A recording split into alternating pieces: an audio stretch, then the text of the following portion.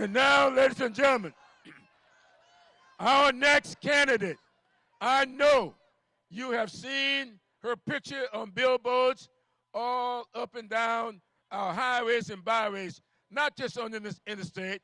I'm coming out of Rural Church in Colleton County Sunday before last, and I looked up, there was this big billboard in rural Colleton County, a billboard of Tulsi Gabbard. Tulsi.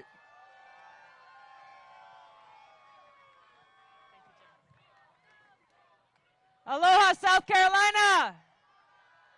Let me hear you one more time. Aloha. Thank you very much, Congressman Clyburn, for your incredible leadership and how much hard work you and your team put into hosting this event.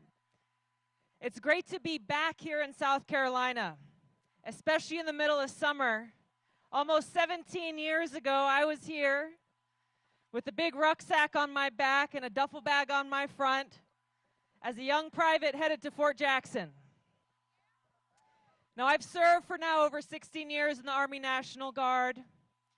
I've deployed twice to the Middle East, where I had the privilege and honor of serving with so many great Americans, people who truly embodied what it means to put service above self, people who sacrificed so much.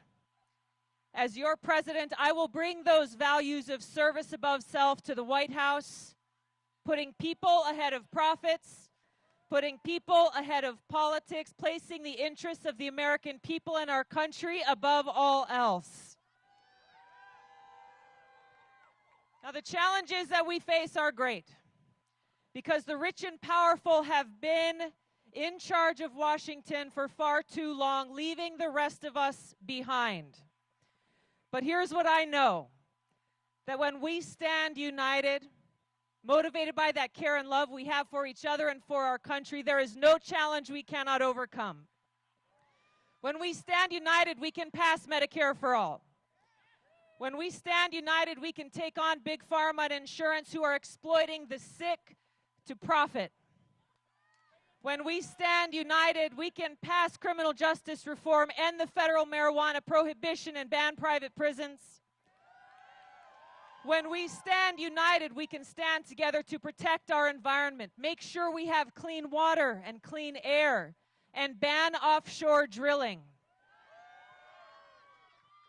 As your president and commander-in-chief, I will end the wasteful regime change wars that have been so costly. I'll end the new Cold War and nuclear arms race and take the trillions of our hard-earned taxpayer dollars and invest them in our people, in our communities, and in our future.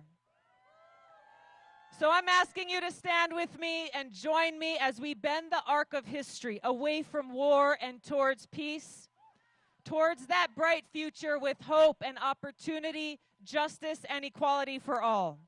Thank you all so much. Have a great night. Aloha.